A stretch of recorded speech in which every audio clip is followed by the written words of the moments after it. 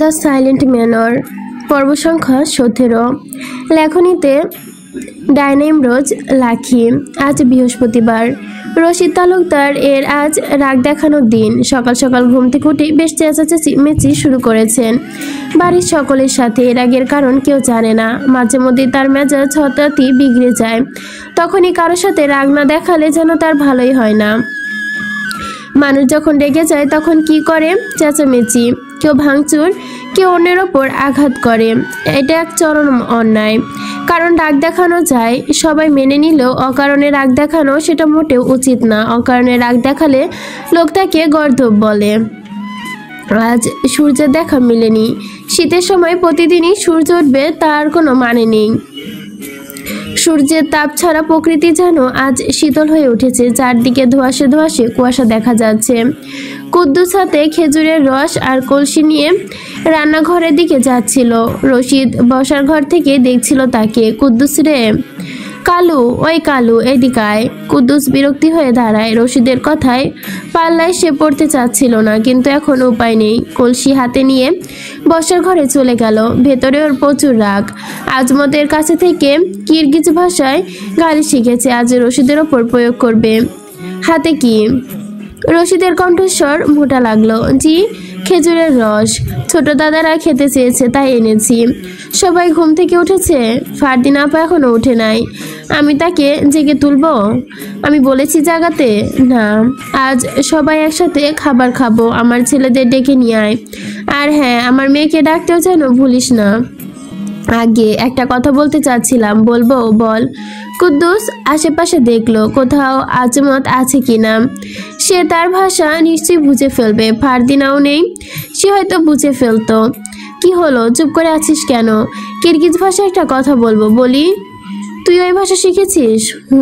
রশিদ অস্পষ্টভাবেই বলল, এই বিলাতি দেখেছি, আমার পুরো বংশকে বিলাতি করে ফেলবে। সাংঘাতিক, শিগগিরই কিছু করতে হবে। তুই চুপ করে আছিস কেন? বল, কি বলবি? সেন, আকাম, আঙ্কো, আকিস, সিসিনিন।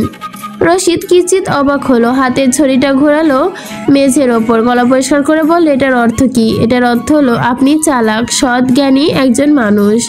নিজেকে খুব বেশি চালাক মনে করিস না। যা এখন রস রেখে চা নিয়ে আয়। কুদ্দুস চলে যায়। গতকাল আজমত আদিবের সাথে আলিমনগর গ্রামের সুন্দর সুন্দর জায়গায় ঘুরে ঘুরে দেখেছে। আদিবের সাথে গ্রাম সম্পর্কে অনেক কিছু জিজ্ঞেস করেছে। সেগুলো খাতায় লিখে রেখেছে। বাড়িতে ফিরতে ফিরতে রাত হয়ে গিয়েছিল। রশিদ তাকে হিসাব নিকাশ করতে বলে। তার হাতে হিসাব নিকাশ করার জন্য উপযুক্ত সময় হচ্ছে রাত। হিসাব নিকাশ শেষ করে শুতে যাওয়ার সময় আজমতের ঘরের দিকে চোখ পড়েছিল। সে সজাগ। রশিদ তার ঘরে গেল।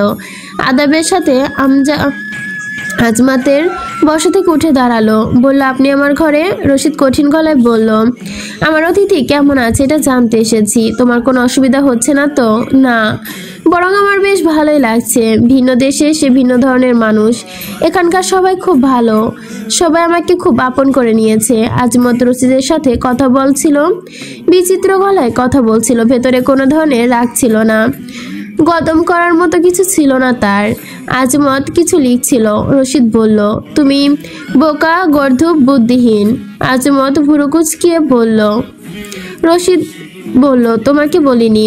এই কথাটুকু আমায় বাংলায় অনুবাদ করে দাও। আজমত হেসে বলল, সেন, আকাম, আঙ্কো, আকিল, সিসনিন। কুদ্দুস। রশিদ কুদ্দুসের অর্থ জানে। কিরগিজ ভাষায় তাকে বোকালোক বলেছে। ওর কথা বুঝে ফেলেছে। জানলে কুদ্দুসই জিতে যাবে। সবসময় কোনো না কোনো কারণে তিনি কুদ্দুসকে গালমন্দ করে থাকেন। বেচারা আজ বিদেশি ভাষায় গালি দিয়ে শান্ত হয়েছে। রশিদ রাগ করার চেষ্টা করছিল, কিন্তু ব্যর্থ হলো। রাগ ধীরে ধীরে নিয়ন্ত্রণ করতে লাগলো। কুদ্দুস চা নিয়ে এলো। চায়ে চুমুক দিল রশিদ। সবকিছু ঠিকঠাক আছে? তিনি মিথ্যা বললেন না কখনো। নয়তো চায়ে তিনি কম দুধ বেশি বলেই কুদ্দুসকে গালমন্দ করা যেত। ও বেঁচে গেছে। রশিদ দৃঢ় কণ্ঠে বলল, সবাইকে ডেকে নিয়ে আয়, একসাথে বসে খাবার খাবো। আজ আপনার মনটা বেশ ভালো মনে হচ্ছে। তুই কি চাস আমি অশান্তিতে থাকি? তা কখন বললাম? আপনি আমার সব কথায় দোষ ধরেন। এত দোষ ধরা ভালো না। কোনটা দোষ, কোনটা খারাপ, কোনটা ভালো, এটা আমি আরে শিখাবি তুই? রশিদের মেজাজ বিগড়ে গেল। সকাল থেকেই রেগেছিল, এ আবার আরেক মাত্রা তৈরি হলো। কুদ্দুস কিছু বলে না। ফারদিনা সহ সবাইকে ডেকে নিয়ে আসে। জেবুন্নেসার মুখে হাসি নেই, হতাশ দেখাচ্ছে তাকে। কপালে একটা টিপ পরা, আজ টিপ নেই। নিষ্ফলক দেখাচ্ছে। খাবার টেবিলে বসতেই সবাই ওয়ালনট কাঠের দিকে তৈরি টেবিল নতুন বানিয়ে দেখেছে, বেশ সুন্দর। টেবিলের ও প্রান্তে রশিদ, এ প্রান্তে জেবুন্নেসা, দুজনের পাশে আদিব আর তার 3 ভাই। আদিবের সামনে বসা ফারদিনা। রশিদ হর্ষে ইংলিশের সাথে একটি হর্ষেন, এখানে সর্ষে হইতো। রশিদ সর্ষে ইলিশের সাথে 1 পিস মাছ নিল, তার পছন্দের খাবার। অন্য কারো দিকে তাকালো না, খেতে শুরু করলো। সালাদ হিসেবে রাখা হয়েছিল টাটকা টমেটো আর শসা। রশিদ শসার কামড় দিল। রাগ সব যেন শসায় দেখাচ্ছে। ফারদিনা বলল, আব্বা, বৃহস্পতিবার হলে আপনি রেগে থাকেন, রাগের কারণ কি জানতে পারি? আমার ওপর রাগ দেখাতে পারেন, শসার উপর দেখাচ্ছেন কেন? চুপ বেয়াদব মেয়ে, বিরক্ত করছিস কেন? চুপচাপ খাবার খেয়ে নে। খেয়েই আছি, আপনার মতো রাগ দেখিয়ে খাচ্ছি না। আমার মাথায় আছে, যার মাথা আছে তার চিন্তাও আছে, যার চিন্তা আছে তার রাগ আছে। আমি রাগ দেখাচ্ছি, তোর মাথা খাটিয়ে তুই খা। ফারদিনা কথা না বাড়িয়ে শুটকির হাড়ির দিকে হাত বাড়ালো। শুটকির তরকারি দিয়ে ভাত মাখাতে শুরু করলো। আদিব রায়ান আবার সবাই একে অপরের দিকে চাওয়াচাই করলো। জেবুন্নেসা ভুরু ভাঁজ করলো। তুই শুটকি কবে থেকে খাওয়া শুরু করলি? তোর জন্য শুটকি মাছ খাওয়া ঠিক নয়। রশিদ বিচিত্র গলায় বলল, তুই শুটকি কেন খাচ্ছিস? রেখে দে, মাছ নে। আব্বা, শুটকি খাওয়া শরীরের জন্য অনেক উপকারী, শক্তি বাড়ে। শক্তি বাড়ে? তুই আমাকে জ্ঞান দিচ্ছিস? তুই বড় জ্ঞানী হয়ে গেছিস। বেয়াদব মেয়ে, চুপচাপ খাবার খা। আমি তো চুপচাপ খাচ্ছি, তুমি চুপচাপ খাচ্ছ না, বেহুদা ঝগড়া করছো। আদিব ফারদিনাকে ইশারা করে চুপ করতে বলল। ফারদিনা হাসলো। রশিদ জেবুন্নেসাকে লক্ষ্য করে বলল, আজকাল আমার মেয়েকে আমার গলা উঁচে কথা বলছে, ওদের আমি এই শিক্ষা দিয়েছিলাম? জেবুন্নেসা হতাশ ভঙ্গিতে বলল, মা না থাকলে মেয়েরা বেয়াদব হয়, কোথায় কিভাবে কথা বলতে হয় জানে না। ফারদিনা বলল, ফুফু, তোমাকে তো দাদুভাই বড় করেছে, তোমার সংসার ভাঙলো কেন? তোমার শাশুড়ি স্বামী তোমায় দোষ দিয়েছে। জেবুন্নেসার আগে গজগজ করতে করতে বলল, দেখেছিস ভাই, আজকাল ওর ময়ূরের পালক গজিয়েছে, বড্ড সাহস বেড়েছে। যত দ্রুত সম্ভব বিয়ে দিয়ে বিদায় কর।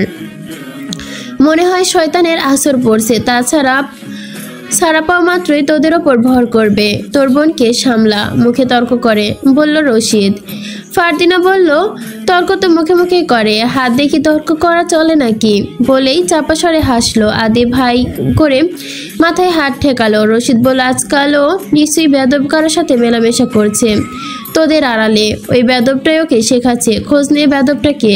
ফারদিনা ভাত চিবোতে চিবোতে সুফিয়ানের কথা ভাবলো। সে বেয়াদব না, আদব কায়দা ভালো করেই জানে।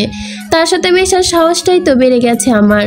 আদিব রশিদের রেশ টেনে টেনে ঠিক আছে বলল। কুদ্দুস আজমতের ঘরে খাবার দিয়ে এসেছে। রশিদ বলল, আজমতকে বলবি এরপর থেকে আমার সাথে খেতে। ও এখন আমাদের একজন। ছেলেটাকে আমরা ভীষণ পছন্দ করেছি, খুব শিক্ষিত, জ্ঞানী। ফারদিনা বলল, কিরগিজ ব্যবসা বসবাস করলে শিক্ষিত আর জ্ঞানী হয়, কৃষকরাও শিক্ষিত ও জ্ঞানী হয়। এই প্রথম শুনলাম কৃষকরাও শিক্ষিত হয়। তুই আমার চোখের সামনে থেকে চলে যা, তোকে দেখলে আমার গা জ্বলে। ফারদিনা দ্বিধা না করে উঠে গেল। জেবুন্নেসা মনে মনে বলল, এই মেয়েটার অহংকারে মাটিতে পা মেশাতে চায় না। ফারদিনার পেছন থেকে আসছিল কুদ্দুস, হাতে একটা চিঠি। আজমত পাঠিয়েছে। ফারদিনা চিঠিটিকে দিতে দিতে বলল, আপনার জন্য আজমত সাহেব পাঠিয়েছে। কিছুক্ষণ তাকিয়ে রইল চিঠির দিকে, আস্তে ধীরে খুলল। কিছুক্ষণ তাকিয়ে থেকে দেখলো, ধীর স্থিরে খুলে চিঠিটি লেখা। প্রিয় লেখা নেই, দরকারি কথাটুকুই লেখে ইতি টেনেছে। দরকারি কথাটুকু হলো, সন্ধ্যায় তোমার জন্য শিমুল গাছের নিচে অপেক্ষা করব।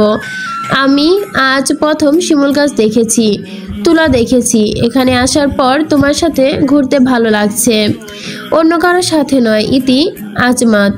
অদ্ভুত, চিঠিটার শুরুতে প্রিয় নেই, ইতি আছে ঠিকই। কিরগিজস্তানের লোক খুবই অদ্ভুত। কুদ্দুস বলে একটা কথা বলি। তোর আবার কি কথা? আজ কথা শুনতে শুনতেই শেষ। বল, আমি যে প্রস্তাব দিয়েছি তাতে কি রাজি? কিছুই জানালেন না যে আমি তো অপেক্ষায় আছি। যদি মুখে বলতে হয়, লজ্জা হয়, তাহলে ইশারায় বোঝাতে পারেন। আমার দিকে তাকিয়ে দূরে গিয়ে হেসে দিলে বুঝবো রাজি। ফারদিনা দীর্ঘশ্বাস ফেলে বলল, আচ্ছা জানাবো। কুদ্দুস চলে যায়। একই সময় হাজির হয় আদিব। ঘরে ঢুকে দরজা বন্ধ করে দিল। চেয়ার টেনে আরাম করে বসলো। সিগারেট বের করে ধরাতে ধরাতে বলল, তোকে বাঁচিয়ে দিয়েছিস কেন জানিস? কেন? বাক স্বাধীনতার জন্য। বাক স্বাধীনতার জন্য? অবাক হলো কিছুটা ফারদিনা। প্রতিটি মানুষের নিজস্বতা থাকা দরকার। স্বাধীনতা, নিজের মতো ঘুরতে, সময় কাটাতে, সুন্দর সুন্দর মুহূর্ত তৈরি করার অধিকতা রয়েছে। তারপরও তোর প্রেম সফল স্বাধীনতা রয়েছে, কিন্তু একটা বিষয় মাথায় রাখতে হবে, সম্মান খুবই গুরুত্বপূর্ণ বিষয়। সবকিছু ভেবে চিন্তে করতে হয় যাতে কলঙ্ক আমাদের ছুঁতে না পারে। আদিব সিগারেট টানতে শুরু করলো। ফারদিনা আদিবকে লক্ষ্য করে দৃষ্টিতে রেখেই বলল, সুন্দরের দিক থেকে আদিব ভাই নিখুঁত, ধন সম্পত্তির দিকে নেই তার, তারপরও তার প্রেম সফল হয়নি। আদিব ভাই একটু একটু আন্দাজ করতে পেরেছে ফারদিনা আজকাল সুফিয়ানের সাথে মেলামেশা করছে। ফারদিনা তার ভাবনা প্রমাণ ব্যতীত নিশ্চিত করলো। মুখ ফুটে জিজ্ঞেস করলো, তুমি কি সব জেনে গেছো? না, সে কিছুই জানে না। জানলে সময় নিত না, বলে ফেলতো। আদিব ভাই তাকে কিছু বলার সুযোগ নেন না। ফারদিনা নিচু স্বরে বলল, ভাই তুমি কি চাও আমি সুখী হই? প্রতিটা ভাই চায় তার বোন সুখী হোক। তুমি আমার জন্য কেমন ছেলে আশা করো? যে দেখতে কেমন হবে, বা অর্থ সম্পত্তি? আদিব দুহাটু ভাঁজ করে মেঝের দিকে ঝুঁকে বলল, অর্থ সম্পত্তি দিয়ে মানুষ সুখী হয় না, পূর্ণতা আনতে হয়। অর্থ যতটুকুই হোক, মনের অর্থই সবকিছু। আদিবের অর্থ সম্পত্তির কথা বলেনি, অর্থাৎ জ্ঞানের কথা বলেছে। সুফিয়ান ঠিক তার চাওয়া ছেলের মতোই। ফারদিনা আওড়ালে হাসলো। সুফিয়ান তার জন্য উপযুক্ত। সিগারেট শেষ পর্যায়ে দুটো টানে শেষ করে দিল। আদিব শেষ টান দিল অ্যাট্রাকশনতেই রেখে পুনরায় উঠে দাঁড়ালো। ফারদিনা কৌতূহল নিয়ে বলল, তুমি পুরো সিগারেটটা শেষ না করে ফেলে দিলে কেন? ওইটা টানতে ভালো লাগছিল না, নতুনটা ধরালাম। ভাই মানুষ ও কি তেমন? কারোর সাথে দীর্ঘ সময় মিশতে মিশতে এরপর আর ভালো লাগে না, নতুন আরো খুঁজতে করতে হয়। আদিব সোজা হয়ে পায়ের ওপর পা তুলে বসলো। সমাজে একরকম মানুষ আছে যারা এক মানুষের পর আরেক মানুষ পোশাক আর পরিবেশের মতো দীর্ঘদিন থাকতে পারে না, পরিবর্তন করতে হয়। ফারদিনার মন বিষে উঠল। সুফিয়ানের সাথেও সে দীর্ঘ সময় কাটাতে চাচ্ছে। সেও যদি পরিবর্তন হয়ে যায়? পরিবর্তন হব মানে?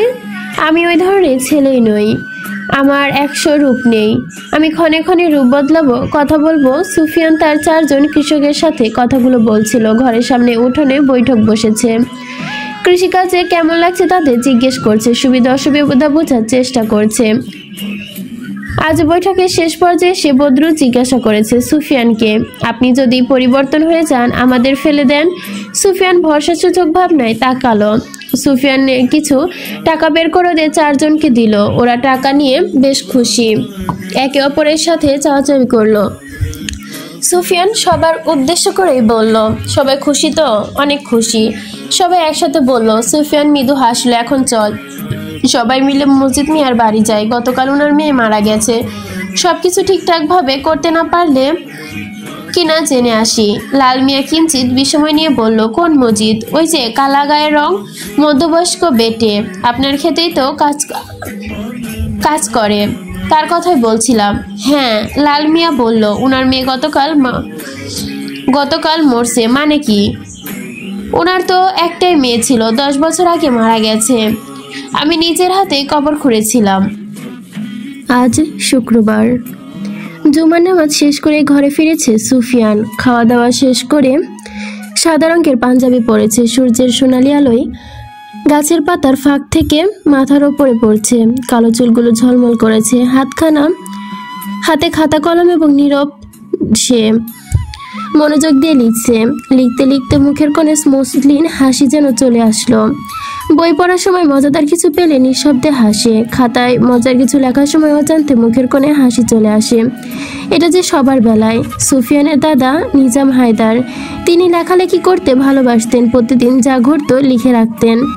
মনের ভেতরে প্রশ্ন জমলে প্রকাশ না করতে পারলে লিখে রাখতেন। তিনি ব্রিটিশদের প্রচুর ঘৃণা করত। তাদেরকে না ঘৃণা করত, সবাই ঘৃণা করে।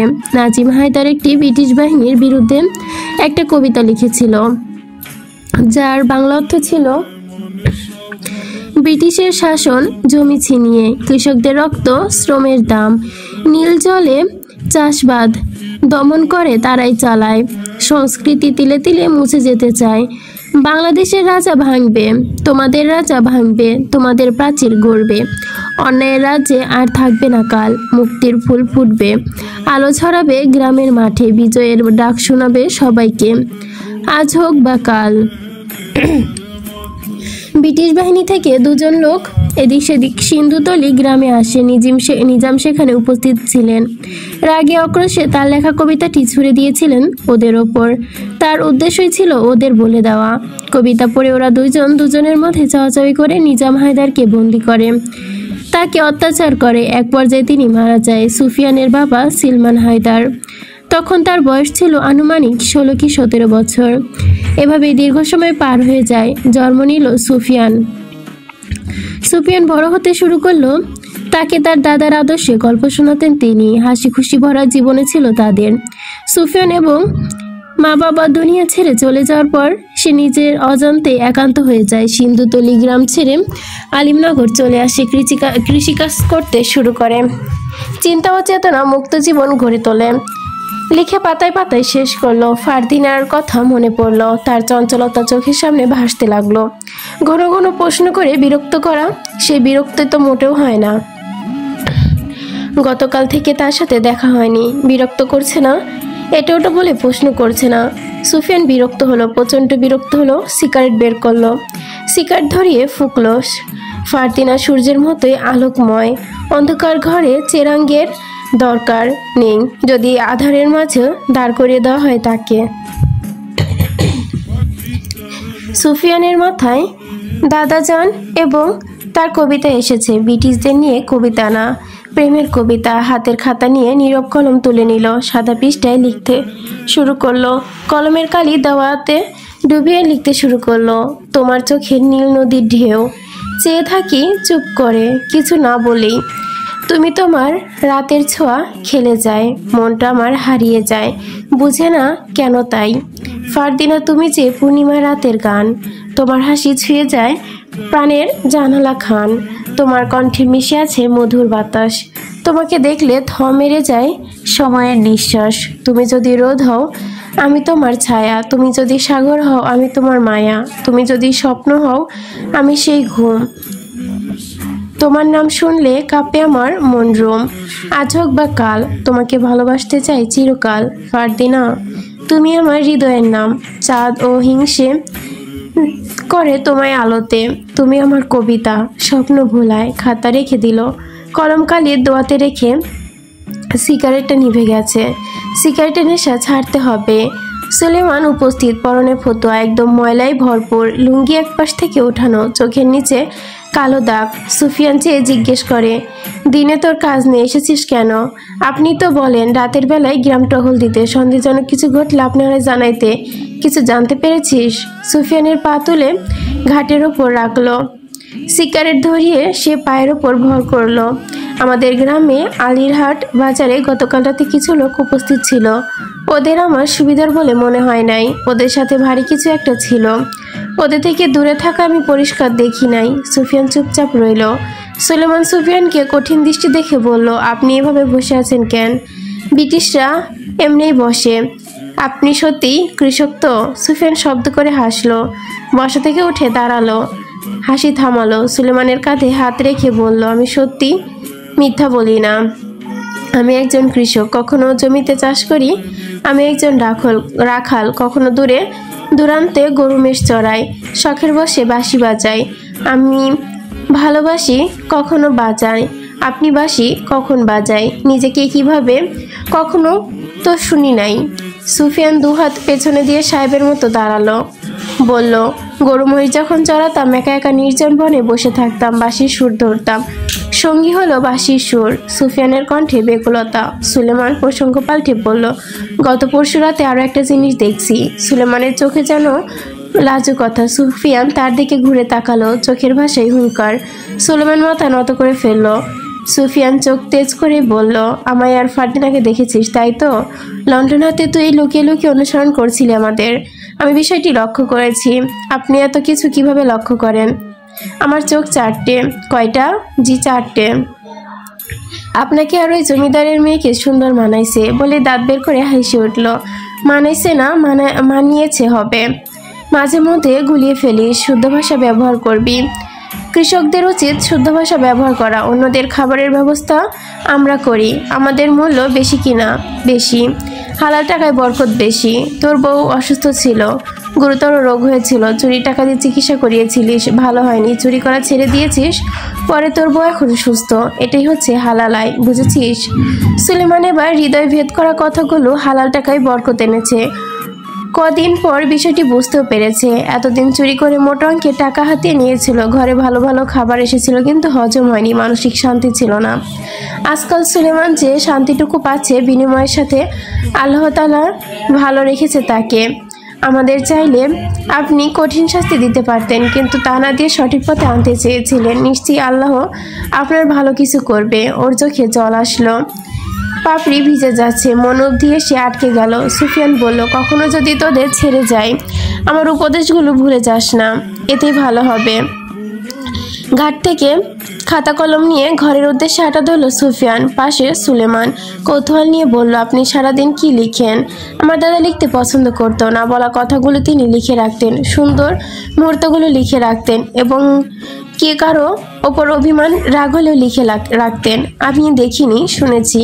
আমিও তার মতোই কিছু লিখে রাখি। ঘরের সামনে সুফিয়ানের অশ্ব রেশধ্বনি তুলল। সুফিয়ান কাছে এগোয়, হাত বুলিয়ে দিল গায়ে। অশ্বটির গায়ে রং লালচে বাদামি। সুফিয়ান আদর করে নাম দিল রাঙা।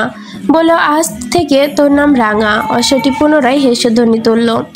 দুপুর গড়িয়ে বিকালের আগমন ঘটেছে ধরণীতে। সূর্য মেঘের আড়ালে লুকিয়ে আছে। কুয়াশার চাদর নিয়ে ঢেকে ফেলেছে গ্রাম। বদরুর হাবলু খেতে থেকে এখনো কাজ করছে। সুফিয়ান দূরে হাত দুটো পেছনে রেখে ক্ষেতের আইলে হাঁটছে। কাদার গন্ধ আসছে, ভারী টকটকে নোনা গন্ধ। সুফিয়ান গলা উঁচে বদলু হাবলুকে রক্ষা করে বলল, আজ আর করতে হবে না, চলে যা। ওরা খেতে থেকে উঠে চলে যায়। সুলেমান সুফিয়ানের দিকে তাকিয়ে বলল, আপনি ওদের ছেড়ে দিলেন কেন? ভোরবেলা থেকে ওরা কাজ করছে, আপনার মনে অনেক মায়া। সুফিয়ানের একরাশ দীর্ঘশ্বাস ফেলে বলল, মায়া অত্যন্ত খারাপ জিনিস। মায়ার ছায়া মানুষ জড়িয়ে ধরে। সুলেমান তার স্নেহে কিছু বলতে চাইল, পারল না। ফারদিন ও ঝিলমিন আসছে তাদের দিকে। সুফিয়ান দেখেনি। সুলেমান বলল, আপনার ছায়া ওই যে চলে আসছে। হাতের ইশারায় দেখিয়ে দিল। ফারদিনার পরনে খয়েরি রঙের শাড়ি, আর চুলগুলো ছেড়ে দিয়েছে। শীতের পোশাক নেই। ঝিলমিল হাসছে আর খাচ্ছে। সুফিয়ান বিরক্তিকর ভাব নিয়ে খুশি হয়েছে বুঝতে দিলেই সর্বনাশ। ফারদিনা সুফিয়ানের সম্মুখে অগ্রসর হয়ে বলল, গতকাল থেকে তোমার সাথে দেখা হয়নি। তুমি গোলাপ চারা দেখতে আসোনি। কেন আসোনি? নতুন কেউ আমার জায়গায় নিয়ে নিয়েছে বুঝি? সে নিশ্চয়ই মেহের। আমি জানি ওই হবে। আমি তোর মতো কোমর দুলিয়ে নাচতে পারি না, তাই না? সুফিয়ান ঠোঁট উঠলে সশব্দে হাসে। ফারদিন ওর হাসি দেখে হা করে তাকিয়ে থাকলো। ফারদিন আঙুল নাচিয়ে নাচিয়ে বলল, যেটাই বলো, মিথ্যা বলবে না। আগে আমার প্রশ্নের উত্তর দাও। দিনের বেলায় বাইরে বের হচ্ছ না কেন? দেখে ফেললে কেউ বিপদ। আব্বা ভাইয়ের একটা সালিশে গেছে, ফুপু ঘরে আছে, উনি দেখলে আর কি। আমার সারাদিন ঘরে থাকতে ভাল লাগে না। সুলেমান পেছন থেকে বলল, ঘরে থাকতে ভাল লাগে না নাকি আমাকে সুফিয়ানটা ছাড়া ভাল লাগে না? বলে দাঁত বের করে হি করে হাসলো। ওর রেস্টেনে ঝিলমিলও হাসলো। সুফিয়ান গরম চোখে সুলেমানকে দেখলো। সুলেমান চুপ হয়ে গেছে। সুফিয়ান ফারদিনার দিকে ঝুঁকে বলল, সারাদিন পাখির মতো ফরফর করো। তোমার ফরফরানি আমার বেশ বিরক্ত হয়। শিগগিরই আর তোমার এই বিরক্ত করবো না, দেখো। সুফিয়ান থাপ্পড় দেওয়ার ভান করলো। এক কথা বারবার শুনতে ভাল লাগে না। মারবে আমাকে? মারতেও পারি। সুফিয়ান রেগে গেল, চোখ দুটো লাল হয়ে গেছে। বলল, আমার সামনে এ ধরনের কথা আর বলবে না, মেরেই ফেলবো। ফারদিনা নাটকীয় ভঙ্গিতে বলল, তোমার হাতেই মরতে চাই বাঁশিওয়ালা। তোমার লজ্জা শরম নেই? তুমি তো শরম কেড়ে নিয়েছো, বেয়াদব মেয়ে। ফারদিনা হাসলো। সুফিয়ান বিরক্ত হলো, খুব করে চেষ্টা করলো বিরক্তিকর রূপটা দেখাতে, হচ্ছে না। নিমিষে নরম হয়ে যাচ্ছে কণ্ঠস্বর। হাসছো কেন বেহায়া মেয়ে? তুমি জানো কাল আব্বা আমাকে বেয়াদব বলেছে, আজ তুমিও বলছো। দুজনেই আমার প্রিয় মানুষের মুখে বকাঝকা শুনতে ভালো লাগে। এই মেয়ে শোনো, আমি তোমার কোনো প্রিয় মানুষ টানুষ নই। না, বিরক্তিকর অভিনয় হচ্ছে, একদম হচ্ছে না। নিজেকে নিয়ন্ত্রণ করার জন্য সিগারেট দরকার। সিগারেট ধরালো। ফারদিনা বলল, আজ আর তোমার সিগারেট খেতে দেব না বলে সিগারেটে টান দিয়ে নিয়ে দৌড়ে খেতে ছেড়ে জঙ্গলের দিকে চলে যায়। সোলেমান ঝিলমিল হা করে তাকিয়ে রইল। ঝিলমিল বললে, কি তুমি দৌড়ে ওর পেছনে গেলে না কেন? আমি তো ভাবছি তুমি ওর পেছনে দৌড়ে যাবা, ওরে ধরবা। সুফিয়ান ঠোঁট কামড়ে বলল, আমি তোর ভাবনাই চলি না, আর এই মেয়েটা আমায় অযথা জ্বালাচ্ছে। চল আমরাও যাই, অপেক্ষা করতে করতে চলে আসবে, বোকা মেয়ে। ঝিলমিল বলল, সত্যি তোমারে ওর লাইগা টান নাই? না সত্যি নাই, আমি মিথ্যা বলি না। 3 সত্যি কও। 1 সত্যি, 2 সত্যি, 3 সত্যি। সুফিয়ান থেমে গেল। 3 সত্যি বলার আগে জঙ্গল থেকে ফারদিনা তীর্য কণ্ঠ ভেসে আসে। সুফিয়ান হন্তদন্ত হয়ে ছুটে গেল। ফারদিনাকে জঙ্গলে দেখা গেল না। সন্ধ্যা রাত আর ছুঁয়ে গেছে জঙ্গলে। সুফিয়ান চেঁচিয়ে ডাকলো, ফারদিনা। অস্থির চোখে এদিক ওদিক তাকালো। ফারদিনা একটা গাছের আড়ালে বসে আছে। সুফিয়ান এর সিগারেটটা দেখছে। সুফিয়ান খেপে গেছে, রাগের মাথায় চুলগুলো খাড়া হয়ে গেছে। ফারদিনার কাছে হাঁটু ভাঁজ করে বসে বলল, তুমি চরম বেয়াদব মেয়ে, শুধরাবে না তাই তো? দিন দিন জ্বালাচ্ছ বেশি, একদিন আমি তোমাকে ছাড়খাড় করে দিব। সুফিয়ানের কথা গায়ে লাগলো না, হেসে দিল সে। সুফিয়ান ডাক ধরে রাখতে পারল না, বলল, আমার মৃত্যুর আগে একটা কথা বলছি। চঞ্চল মেয়েদের কপালে সৃষ্টিশীল ধৈর্যশীল পুরুষ দেন। আমার মা চঞ্চল ছিলেন, কিন্তু আমার মনে হচ্ছে তুমি রাগের জন্য আমাকে মেরে ফেলবে। দুর্বোকা মেয়ে। মেয়ে হচ্ছে ফুলের মতো, তাদের আস্তে ধীরে ধরতে হয়, তাদের সাথে কোমল আচরণ করতে হয়, বুঝেছ? বুঝেছি, আমাকে এখনই যেতে হবে। আমি যাই, আজ রাতে তোমার সাথে দেখা হবে না বলে ফারদিনা ছুটে চলে গেল। সুফিয়ান পেছন থেকে বলল, রাতের অপেক্ষা করব। সুলেমান ও সুফিয়ান তালুকদার বাড়ির পূর্ব দিকের রাস্তায় হাঁটছে। পূব দিকের রাস্তা থেকে ফারদিনা দোতলার ঘরটা দেখা যায়। প্রতিদিন আলো জ্বলে, লণ্ঠন মোমবাতির আলোয় রং ধরে থাকে সোনালি। আজ দেখা যাচ্ছে না, ঘরটা অন্ধকার। সুফিয়ানের মনটা বিষিয়ে উঠল, উদাসীন লাগছে নিজেকে। সন্ধ্যায় ফারদিনা ছুটতে গিয়েছিল, গতকাল রাতে তাকে বিরক্ত করেনি, আজ রাতেও আসেনি। হঠাৎ তার কারণ কি? হাঁটতে হাঁটতে সুফিয়ান সিগারেট টানতে লাগলো। সুলেমান সুফিয়ানের ভাবমূর্তি দেখে বুঝতে পারলো আজ ফারদিনা আসেনি। ঘর অন্ধকার, তার মন খারাপ। সুফিয়ানের ভাবনা জঙ্গলের মধ্যে ভিন্ন প্রসঙ্গ তুলল। মজিদ মিয়ার খবর পেয়েছ? ও নাকি মরা মেয়ের আবার মরেছে। অদ্ভুত লোক। সুফিয়ান নত সুরে বলল, পাগল একটা, আধ পাগল, বাদ দে তার কথা। সুফিয়ানের কণ্ঠ ক্লান্ত। সুলেমান প্রসঙ্গ পাল্টালো, গলায় কাশি নিয়ে বলল, আজকে তালুকদার সাহেবের মেয়ে আইলো না কেন? আমিও ভাবতাছি, আপনার মন উতলা, ভালোবাসেন তারে? সুফিয়ান আকাশের দিকে তাকিয়ে মোহময় কণ্ঠে বলল, আমার অন্ধকার জীবনে ফারদিনা আলো নিয়ে এসেছিল, ভালোবাসে আমাকে বন্দি করতে, আর সেই বন্দিশালার চাবিকাঠি ফারদিনার কাছেই।